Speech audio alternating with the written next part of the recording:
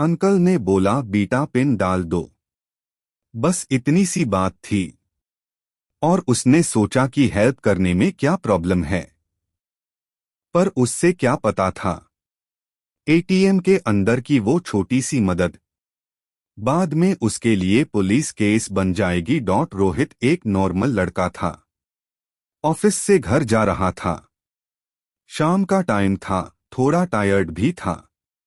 और रास्ते में उसने सोचा एटीएम से पैसे निकल लेता हूं। वो एक नियर बाय एटीएम बूथ में घुसा।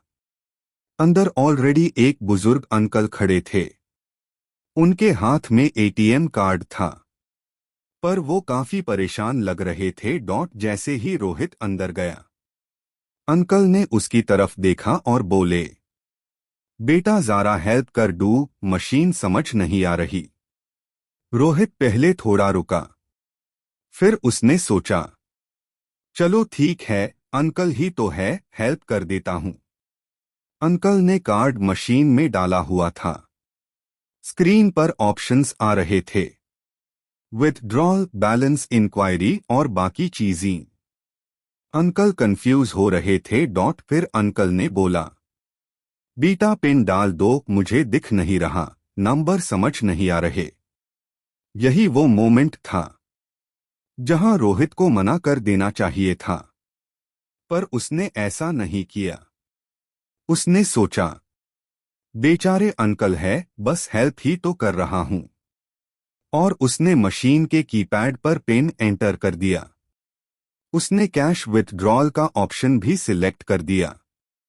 मशीन से पैसे बाहर आ गए। अंकल ने पैसे लिए, कार्ड लिया और रोहित को थैंक यू बेटा बोलकर चले गए। रोहित को लगा बात खत्म। उसने भी अपना काम किया और घर चला गया। अगले दिन सुबह रोहित अपने ऑफिस में था। तभी उसके फोन पर एक अननोन नंबर से कॉल आया। हेलो, क्या आप रोहित बोल रहे हैं? जी, मेन पुलिस स्टेशन से बोल रहा हूं। आपको एक एटीएम फ्रॉड केस के रिगार्डिंग इंक्वायरी के लिए बुलाया जा रहा है। रोहित एकदम शॉक में आ गया। उसने तुरंत पूछा, फ्रॉड केस? पर मैंने क्या किया? पुलिस वेल ने बस इतना बोला, आप कल शाम एक एटीएम मशीन में एक ट्रांजैक्शन करते हुए सीसीटीवी में दिखे हो। रोहित के पैरों टेल जमीन खिसक गई।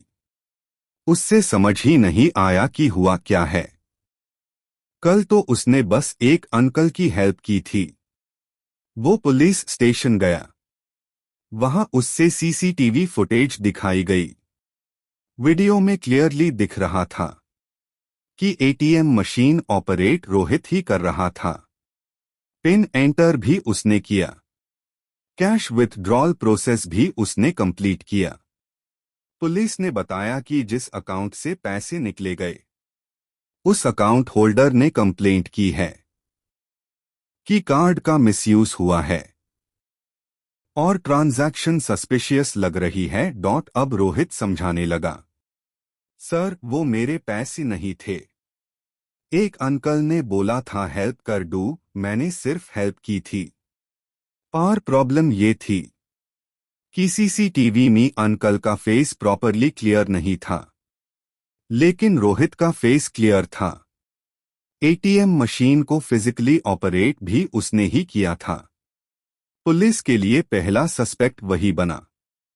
उससे बार बार वही सवाल पूछा गया, पिन आपको कैसे पता था? आपने बिना सोचे किसी और का ट्रांजैक्शन क्यों किया? अगर फ्रॉड था तो आप इन्वॉल्व क्यों दिखे? रोहित के पास जवाब था, पर प्रूफ नहीं था। बाद में इन्वेस्टिगेशन में पता चला कि वो अंकल असल में एक फ्रॉड गैंग का हिस्सा था। उनका टारगेट होता था सिंपल और हेल्पफुल लोग। वो एटीएम के बाहर या अंदर ऐसे एक्ट करते थे जैसे उन्हें मशीन चलानी नहीं आती। फिर किसी से पिन डलवा लेते, ट्रांजैक्शन करवा लेते और जब कंप्लेंट होती तो सीसीटीवी में सबसे पहले जो इंसान मशीन चला रहा होता था शक उसी पर जाता था, यानी असली फ्रॉडस्टर सेफ निकल जाता और जो हेल्प करता वो फांस जाता। रोहित को बाद में क्लीन चिट मिल गई क्योंकि फर्दर इन्वेस्टिगेशन में गैंग का पैटर्न सामने आ गया। लेकिन तब तक उसका काफी टाइम, स्ट्रेस और मेंटल पीस खराब हो चुका था। ऑफिस में टेंशन अलग, घर वालों को समझना अलग, पुलिस स्टेशन के चक्कर अलग। उसने सोचा था एक छोटी सी हेल्प की है, पर उसी हेल्प ने उससे इतनी बड़ी प्रॉब्लम में डाल दिया जो उसने कभी इमेजिन भी नहीं की थी। इसलिए याद रखो, फाइनेंशियल मशीन्स पर कभी किसी को हेल्प मत करो, चाहे एटीएम हो, कैश डिपॉजिट मशीन हो या कार्ड स्वाइप टर्मिनल। अगर कोई हेल्प मांगे तो पोलाइटली मना करो और बोलो बैंक स्टाफ या सिक्योरिटी गार्ड से बात करें, क्योंकि कभी कभी एक सिंपल सी हेल्प आपको फ्रॉड, पुलिस इंक्वायरी और अननेसेसरी टेंशन में डाल सकती है।